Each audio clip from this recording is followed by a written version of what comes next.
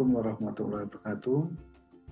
Berjumpa kembali pada video materi kuliah Sejarah Dunia Prodi Pendidikan IPS Unira Malang.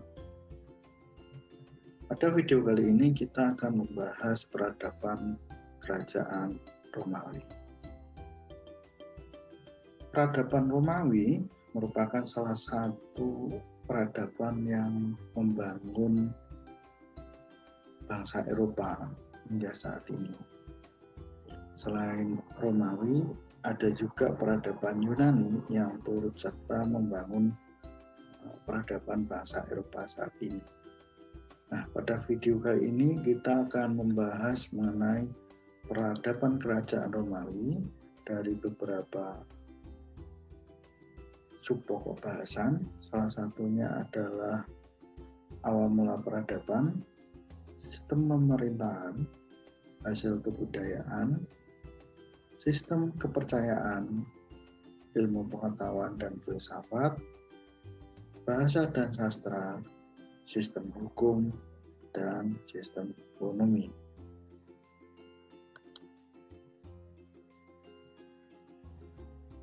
Sebelum kita membahas mengenai awal peradaban, mari kita lihat di mana letak peradaban kerajaan Romawi.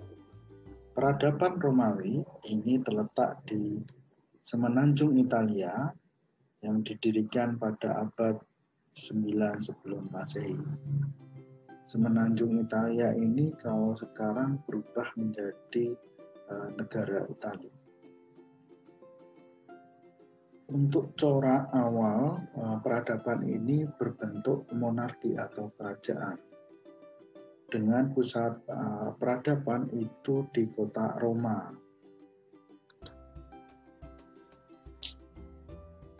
Perkembangan peradaban Romawi.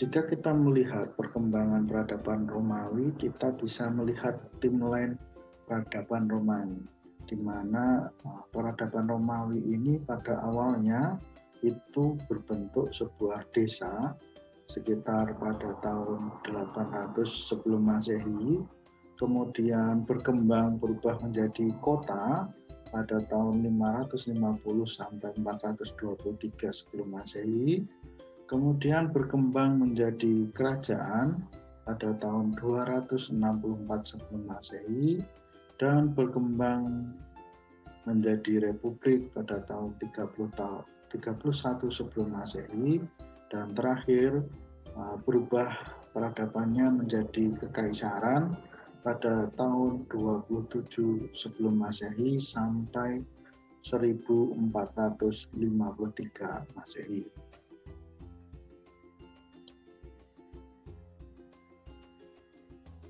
Kita akan membahas dari bentuk awal peradaban Romawi terlebih dahulu, yaitu dalam pembentukan desa. Peradaban Yunani ini pertama kali dibentuk dalam sebuah peradaban desa, di mana desa ini dibuat oleh suku asli dari Romawi, yaitu Liguria. Kemudian selain suku asli ini juga mulai berdatangan suku pendatang dari suku Umbria, suku Latin, Samnit dari Eropa Tengah. Kemudian juga muncul suku Etruska dari Asia Kecil, kemudian mendirikan sebuah koloni di bagian Italia Selatan.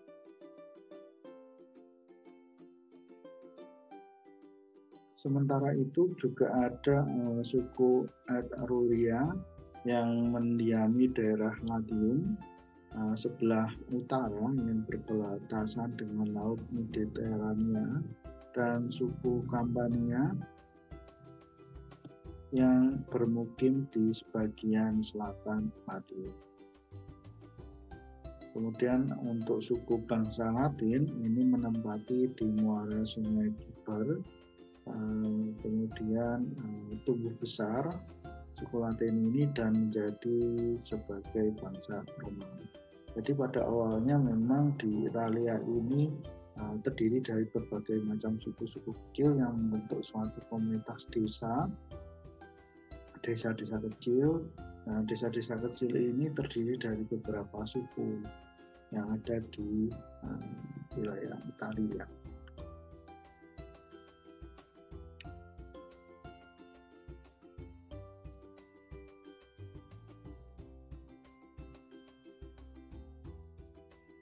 Dan perkembangan selanjutnya setelah pembentukan desa yaitu pembentukan kota koloni. Pada tahap lebih lanjut, peradaban Romawi ini berkembang menjadi sebuah kota koloni, di mana kota koloni ini berhasil dibangun setelah adanya penyatuan dari beberapa suku bangsa yang ada di Italia. Untuk usaha penyatuan ini dilakukan oleh suku atau bangsa Etrusia pada tahun 550 sampai 423 sebelum Masehi. Dengan wilayah kekuasaan koloni Etruska ini mencapai Campania, Latium, dan sekitar lembah Sungai Po. Selain itu juga bangsa Latium juga berhasil mendirikan sebuah kota kecil di Roma dan berhasil memberontak kepada koloni Etruskia. Dan pada akhirnya nanti bangsa Latium inilah yang akan menjadi sebuah negara besar dengan pusat yang ada di kota Roma.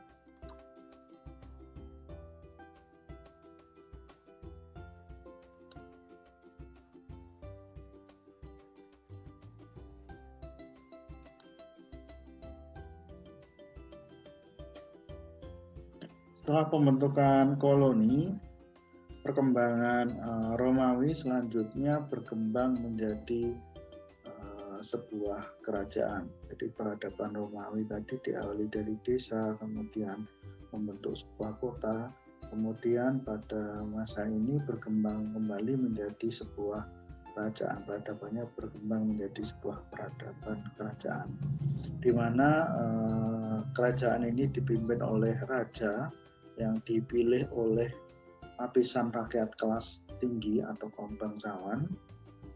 Raja ini memiliki tugas atau wewenang sebagai panglima perang dan hakim tertinggi.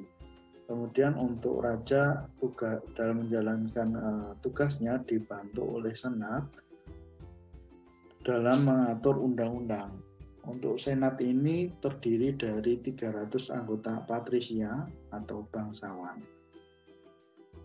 Kemudian untuk para petani dan prajurit ini memiliki kedudukan yang rendah dalam golongan status sosial yang ada di Romawi.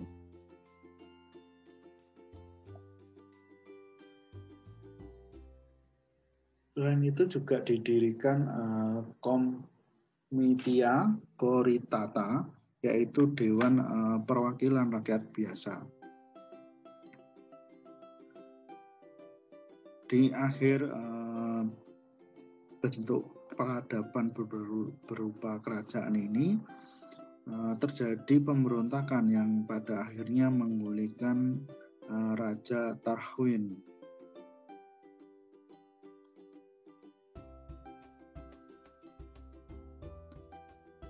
Setelah Raja Tarquin berhasil digulingkan, maka peradaban Romawi ini berubah menjadi zaman Republik, di mana pada zaman Republik ini di kepala pemerintahan yang sebelumnya dipimpin oleh raja, pada zaman Republik ini diganti menjadi konsul, yaitu ada 2 konsul yang dipilih dalam 1 tahun sekali.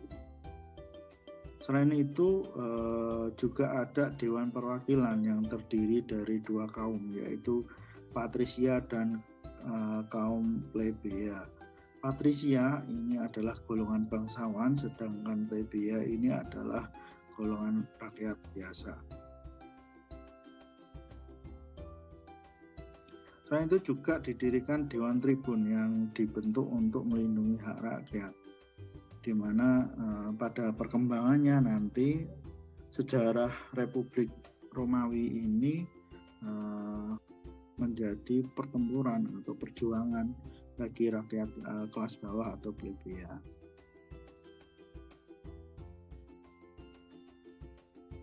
Kemudian pada perkembangan selanjutnya terjadi perubahan yang mendasar dalam konstitusi klasik Republik Romawi setelah adanya penyerangan dari bangsa Galia dan pemberontakan dari kaum plebea. Jadi ketika melihat ada kelemahan dalam sistem pemerintahan bentuk republik ini, maka dalam konstitusi atau Dewan Tribun ini mengusulkan perubahan konstitusi. Maka pada saat itu juga berdirilah zaman kekaisaran, di mana pada zaman kekaisaran ini dibentuk oleh penggabungan 3 pemerintahan atau triumvirat, yang itu Julius Caesar, Pompei, dan Crassus. Pemerintahan triumvirat ini berbentuk militer, di mana pemimpinnya adalah pemimpin militer. Namun pada akhirnya sistem pemerintahan triumvirat ini mengalami kegagalan karena kematian dari Julius Caesar, sehingga merubah Republik Romawi. Kemudian Romawi dibagi kekuasaan secara geografis oleh Octavianus di bagian Eropa, Lapidus di bagian Afrika, dan Antonius di bagian Mesir. Octavianus kemudian melakukan penyerangan terhadap Antoni dan kemudian mengalami kemenangan. Setelah kemenangan tersebut, Octavianus mulai mendeklarasikan kekaisaran Romawi pada tahun 27 sebelum Masehi dengan gelar Kaisar Augustus. Pada masa kekaisaran ini, sistem pemerintahan ini dipegang oleh kaisar selaku kekuasaan tertinggi dan merangkap menjadi panglima perang. Selain itu juga menjabat tribun dan kepala agama atau Pontifex Maximus. Kaisar juga diwariskan secara turun-temurun dan dianggap sebagai dewa. Kemudian dewa perwakilan tetap ada, namun kekuasaannya berada di bawah kaisar. Nah, pada masa kekaisaran ini peradaban Romawi dibagi menjadi 2 wilayah, yaitu Romawi Barat dan Romawi Timur. Karena kekuasaan yang sangat luas ini menyebabkan koordinasi pusat dengan daerah ini menjadi terhambat. Jika ada kebijakan dari pusat, maka butuh waktu berbulan-bulan karena dulu tidak ada telepon, tidak ada pesawat yang menyampaikan pesan tersebut atau perubahan hukum atau undang-undang secara cepat di daerah kekuasaan Romawi yang berada yang paling jauh. Selain itu, pemisahan Romawi ini karena daerah kekuasaan yang luas, sehingga pengawasan terhadap koloni wilayah Romawi ini sangat rentan. Selain itu juga rentan terhadap serangan dari negara lain, sehingga pada masa itu diambillah keputusan untuk membagi 2 wilayah kekaisaran Romawi. Pembagian kekuasaan ini terjadi pada masa Kaisar Diocletianus. Kekaisaran dibagi menjadi 2, ada wilayah barat dan ada yang wilayah timur. Di wilayah Barat ini dipimpin oleh Diocletianus sebagai Augustus dari wilayah barat, sedangkan bagian wilayah timur ini dipimpin oleh Maximianus, yaitu merupakan sahabat karib dari Diocletianus.